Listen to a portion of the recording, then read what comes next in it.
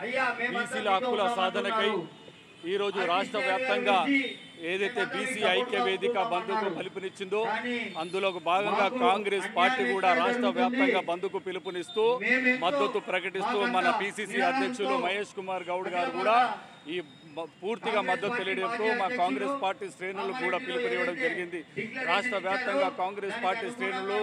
జిల్లాల్లో పట్టణాల్లో కూడా ఈ బంద్కు మద్దతు ప్రకటిస్తూ మేము సిద్దిపేట పట్టణంలో కూడా భారీ బైక్ ర్యాలీ నిర్వహించి అన్ని వ్యాపార సంస్థలు అన్ని విద్యా సంస్థలు అన్ని సంఘాలను మద్దతు కోరడం జరిగింది। వారు కూడా పూర్తి సహకారం అందించడం చాలా సంతోషాన్ని వ్యక్తం చేస్తా ఉన్నాను। బీసీలకు పోరాటం గురించి కామారెడ్డి డిక్లరేషన్లో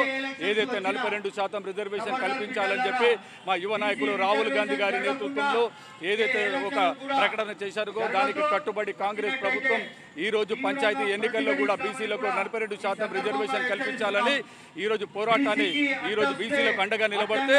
ఈరోజు హైకోర్టుకు కొన్ని దుష్టశక్తులు పోయి బీసీలకు 42% రిజర్వేషన్ రాకుండా చేసినటువంటి వాళ్లకు నిజమైన చరిత్రాన్ని తెలియజేస్తా ఉన్నాం।